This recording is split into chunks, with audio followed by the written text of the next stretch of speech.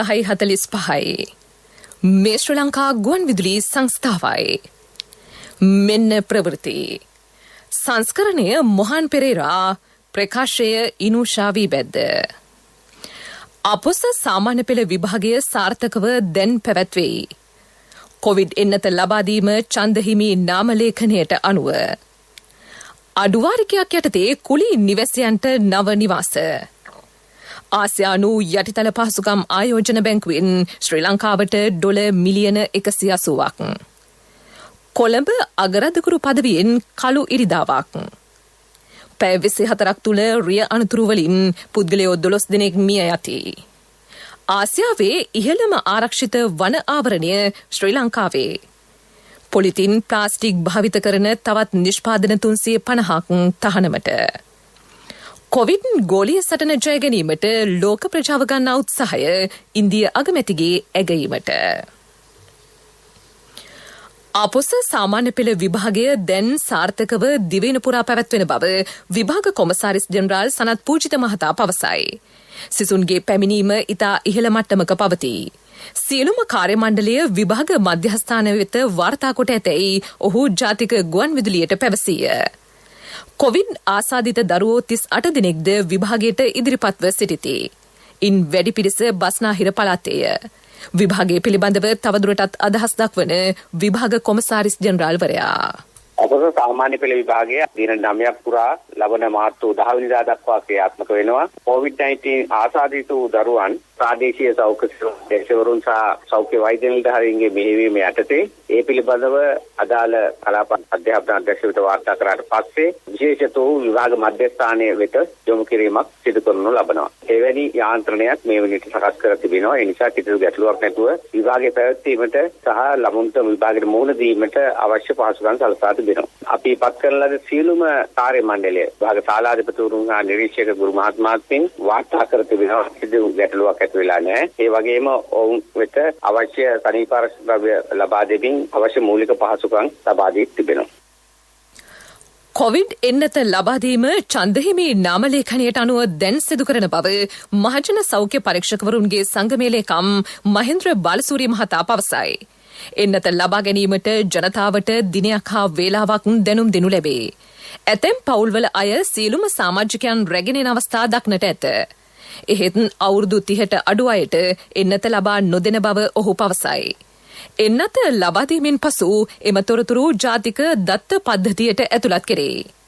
එන්නත ලබා ගැනීම සඳහා ඇතැම් දේශපාලන බලවතුන් බලපෑම් එල්ල කරන අවස්ථාද තිබෙන බව ඔහු ජාතික ගුවන් විදුලියට පැවසීය. වයස අවුරුදු 30ට අඩු අයට එන්නත ලබාදීම සඳහා මෙම බලපෑම් සිදු කෙරේ.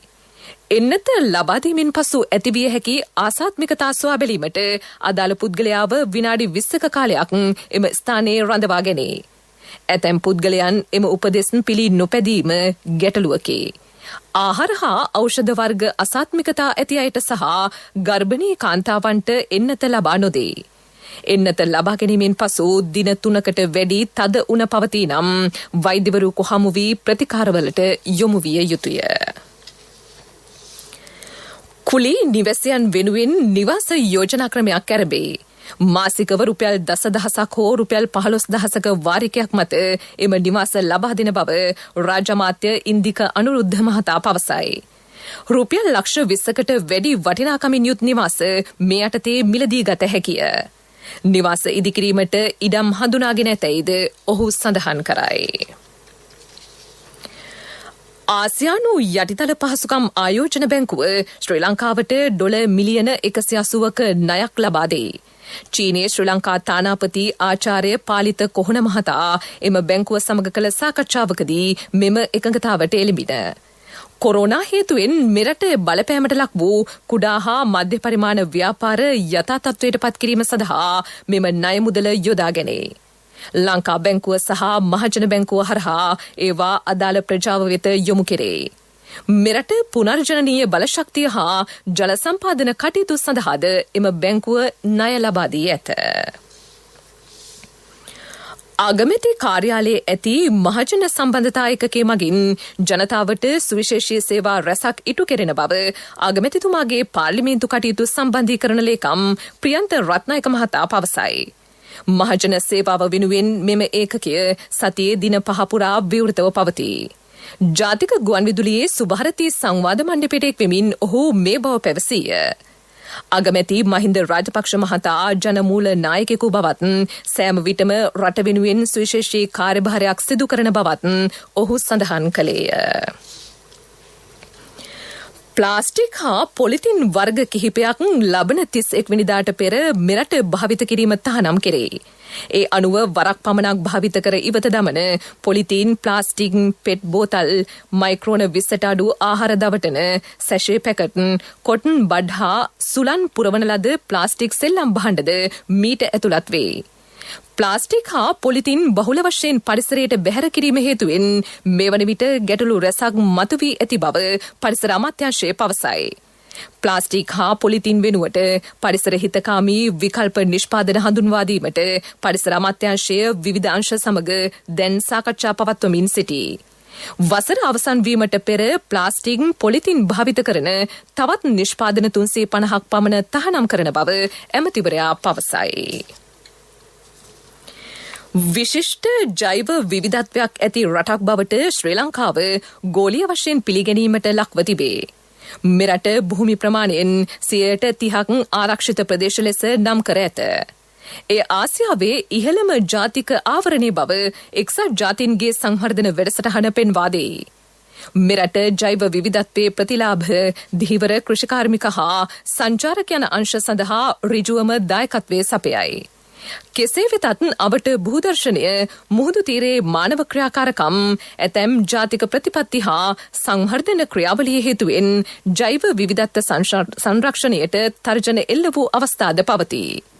එම ආයතනයේ දායකත්වයෙන් කෘෂිකාර්මික සංචාරක අංශ සඳහා ප්‍රජා කේන්ද්‍රීය පරිසර පද්ධතිය පදනම් කරගත් ව්‍යාපෘතියක් ඉකුද්දා ආරම්භ වුණේ.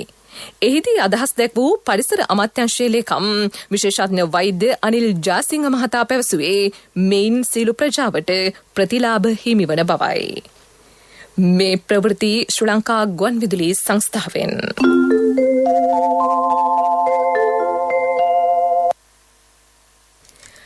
ඊයේ දවස තුල පමණක් රිය අනතුරු වලින් පුද්ගලයන් 12 දෙනෙකු මිය ගොස් ඇතැයි පොලිස් මාධ්‍ය ප්‍රකාශක නියෝජ්‍ය පොලිස්පති අජිත් රෝහණ මහතා පවසයි. ඉන් 9 දෙනෙකු තිරෝදරත රියදුරන් වන අතර තවත් 9 දෙනෙක් පදිකයෝ වෙති. මේ හේතුවෙන් රථ වාහන මෙහෙයුම් දැඩි කොට ඇත. අපොස සාමාන්‍ය පෙළ විභාගයේ පැවැත්වෙන බැවින් මෙම කාලයේදී දරුවන්ගේ අධ්‍යාපන කටයුතු වලට බාධා වන අයුරින් ශබ්ද දූෂණය ඇතිවන ආකාරයට ක්‍රියා නොකරන්නයි ඔහු ජනතාවගෙන් ඉල්ලා සිටී. මේ අතර ඊයේ වන විට පොලිස් නිලධාරීන් 24631 දෙනෙකුට කොවිඩ් එන්නත ලබා දී ඇතැයි අජිත් රෝහණ මහතා පැවසීය. විදුලි බල ක්ෂේත්‍රයේ රටම වෙනස් කළ ව්‍යාපෘති රාශියක් ඉකුත් මාසයේදී ආරම්භ කළ බව ඇමති ඩලස් අලහපෙරුම මහතා පවසයි. පළමු LNG බලාගාරයේ ඇනබීම, කසලවලින් විදුලිය නිපදවීම, ඩීසල් බලාගාර LNG බලාගාර බවට පත්කිරීමට ජාත්‍යන්තර ටෙන්ඩර් කැඳවීම ඒ අතර වේ. කිලෝපොට් 100 බැගින් වූ කුඩා සූර්ය බල ව්‍යාපෘති 16 වැඩසටහනේ පළමු ව්‍යාපෘති 800 වෙනුවෙන් ලන්සු කැඳවීම මේ මාසයේදී සිදු කෙරේ. කඹුරුපිටියේ පැවති වැඩසටහන් කිහිපයකට එක්වෙමින් ඇමතිවරයා මේ බව පැවසීය. මේ වසර අවසන් වීමට පෙර කඹුරුපිටියේ සෑම පුරවැසියෙකුටම ජාතික හැඳුනුම්පත් උපැන්න සහතික ලබා දීමේ ව්‍යාපෘතියක් ක්‍රියාත්මක කෙරේ. අප්‍රේල් වන විට සියලු නිවාසවලට විදුලිය සැපේ. කඹුරුපිටිය මහාවිද්‍යාලය ප්‍රථම හරිත විද්‍යාලය බවට පත් කරන බවද ඔහු පැවසීය. පාස්කෝ ප්‍රහාරය පිළිබඳව සොයා බැලීමට පත් කළ ජනාධිපති කොමිෂන් සභා වාර්තාව සම්බන්ධයෙන් සෑහීමකට පත්විය නොහැකි බව පවසමින් කොළඹ අගරදුගුරු පදවියේ පියතුමන් කළු ඉරිදාවක් ප්‍රකාශයට පත් කරයි. ඊයේ රැසූ එම පියතුමන් මෙම තීරණය ගෙන ඇත. ලබන ඉරිදා දිවින පුරා මෙම කළු ඉරිදාව ක්‍රියාත්මක කිරීමට බලාපොරොත්තු වේ. පාස්කු ප්‍රහාරයෙන් මියගිය හා විපතට පත් සියලු දෙනා වෙනුවෙන් යුක්තිය ඉටු නොවුණු බව පවසමින් ඊට විරෝධය පළකොට මෙම තීරණය ගෙන ඇත. එදින කළු ඇඳුමින් සැරසී දිව්‍ය පූජාවට සහභාගී වන ලෙස කතෝලික ජනතාවට දැනුම් දී තිබේ. පස්වන යෝන් පාර්ලිමේන්තුවේ මංගල සැසිවාරය කතානායක මහින්ද අපා අබේවර්ධන මහතාගේ ප්‍රධානත්වෙන් මහරගම තරුණ සේවා සභා ශ්‍රවණාගාරයේදී අද ඇරඹුණේ. එම පාර්ලිමේන්තුව නියෝජනය කරන මන්ත්‍රීවරුන්ගේ දිවුරුම් දීම සහ කතානායකවරයෙකු පත් කර ගැනීම හෙට සිදුවේ. යුද හමුදා බස් රථයක් කැලණිය වනවාසල දුම්රිය හරස් මාර්ගයේදී මහනුවර සිට කොළඹ කොටුව බලා ධාවනය වූ සීග්‍රගාමී දුම්රියක ගැටි එම බස් රථය අසල නිවසකට කඩා වැදීම හේතුවෙන් නිවසියෝ කිහිප දෙනෙක් තුවාල ලබති. අද පෙරවරු 9:35ට පමණ අනතුර සිදුවිය. බස් රථයේ පසුපස කොටසට දැඩි හානි සිදුව තිබේ. විදුලි සංඥා ක්‍රියාත්මකව තිබූ අවස්ථාවේ බස් රථය දුම්රිය හරස් මාර්ගයෙන් ගමන් කිරීමට උත්සාහ දරා ඇතැයි වාර්තා වේ. අභාව ප්‍රාප්ත දකුණු පළාත් සභාවේ හිටපු අමාත්‍යවරයෙකු වූ UDG ආර්යතිලක මහතාගේ අවසන් කටයුතු අද පස්වරු 2ට නාගොඩ උඩලමත්ත මහජන ක්‍රීඩාංගණයේදී සිදු කෙරේ. අගමැති මහින්ද රාජපක්ෂ මහතාද ඊයේ දේහයට අවසන් ගෞරව දැක්විය. ආර්යතිලක මහතා අඛණ්ඩව වසර 26ක් දකුණු පළාත් සභාව නියෝජනය කළේය. මිය යන විට ඒ මහතා 69 වන වී පසුවිය. මීළඟට ප්‍රමුඛ පුවත. ප්‍රමුඛතම පුවත ඔබ වෙත ගෙනෙන්නේ සිද්ධාලේප ලක්වියාව. ජාතික ඖෂධ නියාමන අධිකාරියේ ලියාපදිංචියකින් තොරව අත් පිරිසිදුකාරක ආනයනය කිරීම හෝ අලෙවි කිරීම අප්‍රේල් 1 වෙනිදා සිට තහනම් බව පාරිභෝගික කටයුතු පිළිබඳ අධිකාරිය සඳහන් කරයි. ඒ සඳහා අතිවිශේෂ ගැසට් පත්‍රයක් නිකුත් කර තිබේ. අත් පිරිසිදුකාරක ආනයනකරුවන්, නිෂ්පාදකයන්, බෙදාහරින්නන් සහ වෙළඳුන් ඖෂධ නියාමන අධිකාරියේ ලියාපදිංචි තම අංකය ඇසුරුම්වල හෝ බහලුම්වල සඳහන් කළ යුතුය. ප්‍රමිතියෙන් තොර නිෂ්පාදන වෙළඳපොලේ ඇති බව වාර්තා වීමත් සමග මෙම පියවර ගෙන තිබේ. ප්‍රමුඛතම පුවත ඔබ වෙත ගෙන ආවේ සිද්ධාලේප ලක්වියාව. සත්‍ය හඬ අවධානය පිණිසයි. ගාල්ල දිස්ත්‍රික්කයේ මහින්දෝදය තාක්ෂණ විද්‍යාගාර සඳහා ලබා දී ඇති පරිගණක රැසක් අක්‍රිය තත්ත්වයේ පවතින බව ගුරුවරු පවසති. දිස්ත්‍රික්කයේ පුරා එම විද්‍යාගාර 37ක් තිබේ. එක් තාක්ෂණ විද්‍යාගාරයකට පරිගණක 60ක් අයත්ය. සමස්ත පරිගණක 2560න් 630ක් අක්‍රියව පවතී. ඒවා පසුගිය කාලය තුල කිසිදු අලුත් වැඩියාවකට ලක් කර නොමැත. මෙම පරිගණක යාවත් කාලීන කර දෙන්නේ නම් දරුවන්ගේ වත්මන් අධ්‍යාපන කටයුතු සඳහා බෙහෙවින් ප්‍රයෝජනවත් බව ගුරුවරු පවසති. අධ්‍යාපන අමාත්‍යාංශයේ ලේකම්තුමනි මේ ඔබේ අවධානයටයි. ලෝක ප්‍රවෘත්ති අනුග්‍රහය People's Leasing ලීසින් විප්ලවයට ඔබත් එක්වන්න. කිසිදින නොලැබෙන අසම ලීසින් වාරික සමගින් අවම පොලියකට විස්තර දැනගන්න ළඟම People's Leasing ශාඛාවකට පිවිසෙන්න. නැත්නම් කතා කරන්න 0112 206 300. People's Leasing විශ්වාසයේ ප්‍රමුඛයා. COVID-19 රෝගයට එරෙහිව ගෝලීය සටන ජය ගැනීම සඳහා විද්‍යාඥයින් හා වෛද්‍යවරුන් කරන කාර්යභාරය අතිවිශිෂ්ට බව ඉන්දියා අගමැති නරේන්ද්‍ර මෝදි මහතා පවසයි. අගමැතිවරයා අදාළුවම නවදිල්ලියේදී කොවිඩ් එන්නතේ පළමු මාත්‍රාව ලබා ගත්තේය. එන්නත ලබා ගැනීමට සුදුසුකම් ඇති සියලු දෙනාට එය ලබා ගන්නා ලෙස තමා ආයාචනා කරන බව ඔහු කියා සිටී. රජය මගින් සියලු දෙනාට නොමිලේ එන්නත ලබා දෙන අතර අද සිට පෞද්ගලික අංශයේ රෝහල් වලින් ඉන්දිය රුපියල් 250කට එන්නත ලබා ගත හැකිය. ඉන්දියාවේ කොවිඩ් එන්නත් කරන වැඩසටහනේ දෙවන අදියර අගමැතිවරයාගේ ප්‍රධානත්වයෙන් අද ආරම්භුණි. ඉන්දියාවේ මහාරාෂ්ට්‍ර ප්‍රාන්තය ඉකුත් කාලේ අගුළු දෙමීම හේතුවෙන් එම ප්‍රදේශයේ ජනගහනයෙන් 96%ක පිරිසකගේ ආදායම් මාර්ග පහත වැටි ඇතැයි වාර්තා වේ. රැකියා අහිමිවීම වෙනත් සුළු වැඩ හෝ නොලැබීම ඊට ප්‍රධාන හේතුවයි. එම ප්‍රාන්තයේ ආහාර අයිතිවාසිකම් සුරක්ෂිත කිරීමේ ආයතනය කළ සමීක්ෂණයකින් මේ බව හෙළි වී තිබේ. ගෝල්ඩන් ග්ලෝබ් සිනමා සම්මානවලේ හොඳම චිත්‍රපටය ලෙස නොමැඩ්ලෑන්ඩ් චිත්‍රපටය සම්මානයට පාත්‍ර විය. හොඳම නළුවාට හිමි සම්මානය වෙඩ්වික් බොස්මාන් දිනාගත් අතර හොඳම නිළිය වූයේ ඇන්ඩ්‍රියා ඩේය. මීට අමතරව හොඳම හාස්‍යමය චිත්‍රපටය ලෙස බෝරා 2 චිත්‍රපටය සම්මානයට පාත්‍ර විය. මෙවර සම්මාන උළෙල පැවැත්වුණේ 78 වන වතාවටයි. People's Leasing ලීසින් විප්ලවයට ඔබත් එක්වන්න. කිසිදින නොලැබෙන අසමසම ලීසින් වාරික සමගින් අවම පොලියකට. විස්තර දැනගන්න ළඟම People's Leasing ශාඛාවකට පිවිසෙන්න. නැත්නම් කතා කරන්න 0112 206 300. People's Leasing විශ්වාසයේ ප්‍රමුඛයා. පෙරසර සංවර්ධනයක පුවත් සම්පින්ඩනය සංවර්ධන පුවත් ඔබ වෙත ගෙනෙන්නේ CIV අවුරුදු සමගින් මාර්තු 1 වෙනිදා සිට මාර්තු 15 දක්වා සෑම බිල් පතකටම වටිනා තෑගි අපේම තැනකින් අපේම දෙයක් CIB. ශ්‍රී ලංකාවේ ගමනාගමනය හා බැඳුණු මාර්ග තදබදය හේතුවෙන් මිල කළ නොහැකි කාලය අපතේ යෑම වැළැක්විය නොහැකි විය. පොදු ප්‍රවාහනයේ පැවති යම් දුර්වලතා පෙන්වමින් ධාවනයට එක් වූ පෞද්ගලික වාහන සංඛ්‍යාව වැඩිවීම මාර්ග තදබදය තවත් වැඩිවීමට හේතු විය. අතිකරු ජනාධිපතිතුමාගේ සෞභාග්‍ය දැක්ම ප්‍රතිපත්ති ප්‍රකාශයට අනුව නව සංවර්ධන දිශානතියකට රට යොමු වී ඇත. එහිදී ජනතාවට එදිනදා ගමන් කිරීමට සපයා ඇති පහසුකම් මොනවාද?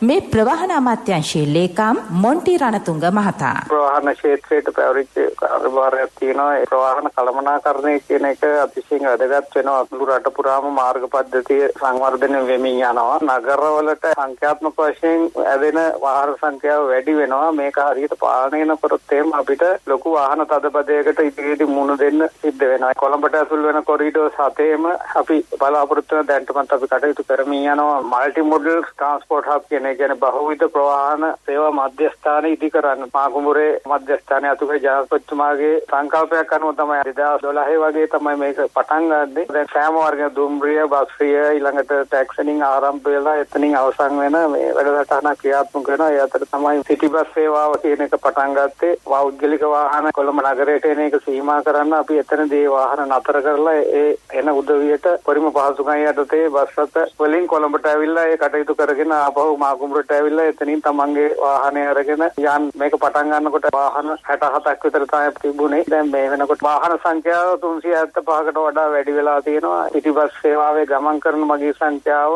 17ක් 20ක් අතර වගේ විතැන් වෙනවා දවස. කඩවත බහුවිධ ප්‍රවාහන මධ්‍යස්ථානයක් ආරම්භ කරන්න දැන් විධිකිරීම් කටයුතු අවසන් වෙමින් පවතිනවා. ගම්පහ රත්මලාන මේ මාසේ අග වෙනකොට පිළියන්දලා අවසන්. පෙරසර සංවර්ධනයක පුවත් සම්පින්ඩනය සංවර්ධන පුවත් ඔබ වෙත ගෙන ආවේ CIV අවුරුදු සමගින් මාර්තු 1 වෙනිදා සිට මාර්තු 15 දක්වා සෑම බිල් පතකටම වටිනා තෑගි අපේම තැනකින් අපේම දෙයක් CIB. ක්‍රීඩා පුවත් නිමා වූ LPL තරගාවලියේදී වාර්තා වූ තරඟ පාවාදීමේ සිදුවීමකට අදාළ විමර්ශනවලට පෙනී සිටීම මගහැර සිටි ශ්‍රී ලංකා හිටපු ක්‍රිකට් ක්‍රීඩකයෙකුට කොළඹ ප්‍රධාන මහේස්ත්‍රාත් අධිකරණයේ හමුවේ පෙනී සිටින්නේ දැනුම් දී තිබේ. ක්‍රීඩා වැරදි සෙවීමේ විශේෂ පොලිස් ඒකකයේ කළ පැමිණිල්ලකට අනුව ඔහු අධිකරණයේ හමුවට කැඳවා ඇත. මෙම තරඟ පාවාදීමේ සිද්ධිය පිළිබඳව ක්‍රීඩකයන් දෙදෙනෙකුගෙන් ප්‍රකාශ ලබාගෙන ඇතැයිද වාර්තා වේ. මෙය සත්‍ය ලෙසම තරඟ පාවාදීමක් දැයි හෙළි කර ගැනීමට දැන් විමර්ශන ක්‍රියාත්මකයි. ශ්‍රී ලංකා ක්‍රිකට් ආයතනයේ සංවිධානය කළ අන්තර් ක්‍රීඩා සමාජ ලීග් ක්‍රිකට් තරඟාවලියේ ඉකුත් වසරේ හොඳම පිතිකරු ලෙස NCC කණ්ඩායමේ ලහිරු උදාන සම්මානයට පාත්‍ර විය. හොඳම පන්දු යවන්නා වූයේ BRC කණ්ඩායමේ දුවිඳු තිලකරත්නය. තරඟාවලියේ වීරයා CCC කණ්ඩායමේ අශාන් ප්‍රියංජන විය. ව්‍යාපාරික පුවත් ඔබ වෙත ගෙන එන්නේ 2021 වසරේ පළමු ශ්‍රේණියට ඇතුළු වන පුංචි හපනුන්ට ජාතික ඉදිරි කිරීමේ බැංකුවේ හපන් ගිණුමෙන් රුපියල් 1000ක තැන්පතුවක්. ඔබේ මුදලට සුරක්ෂිතම ස්ථානය ජාතික ඉදිරි කිරීමේ බැංකුව. මෙරට සංචාරක ව්‍යාපාරය යළි සක්‍රිය කිරීමට රජය ගෙන ඇති තීරණය ජාත්‍යන්තර මාධ්‍ය ඇගීමට ලක් කරයි. කොරෝනා පැමිණීමට පෙර ශ්‍රී ලංකා ආර්ථිකයට ප්‍රබල ශක්තියක් සංචාරක කර්මාන්තයෙන් ලැබුණු බව ඇමරිකාවේ CNN විකාශනය පෙන්වා දෙයි. මේ වන විට ජෛව බුබුලු සංකල්ප යටතේ සංචාරකයන්ට රට විවෘත කිරීමට රජය සූදානමින් සිටී. මේ ආශ්‍රිතව විශාල පිරිසක් දෛනිකව ජීවනෝපාය මාර්ග සපුරා ගත්තේය. මේ වන විට යුක්‍රේනය, කසකස්ථානය, රුසියාව, ජර්මනිය සහ මැද පෙරදිග රටවලින් ශ්‍රී ලංකාවට සංචාරකයෝ පැමිණෙමින් සිටිති. බොහෝ ගුවන් සමාගම්ද යලි සුපුරුදු පරිදි කොළඹට ගුවන් ගමන් ආරම්භ කර ඇතැයි CNN පවසයි.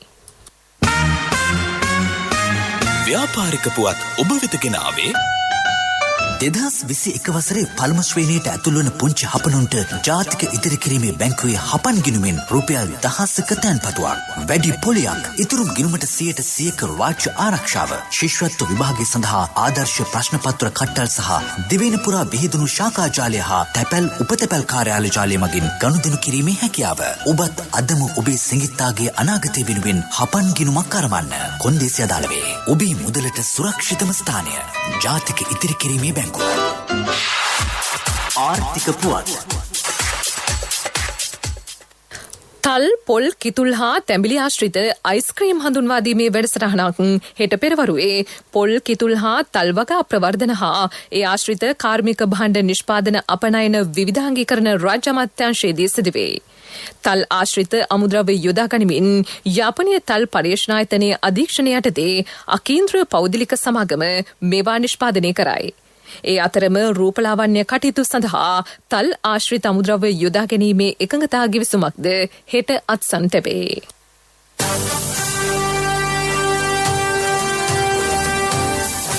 කාලගුණ වාර්තාව. දිවයිනේ බොහෝ ප්‍රදේශවල ප්‍රධාන වශයෙන් වැසි රහිත කාලගුණ තත්ත්වයක් පවතින බව කාලගුණ විද්‍යා දෙපාර්තමේන්තුව නිවේදනය කරයි.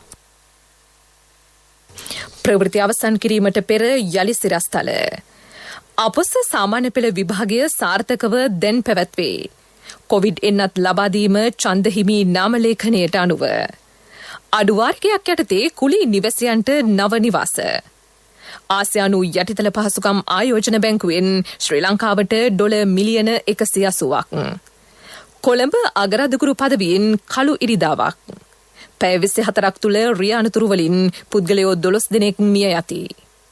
ආසියාවේ ඉහළම ආරක්ෂිත වන ආවරණය ශ්‍රී ලංකාවේ.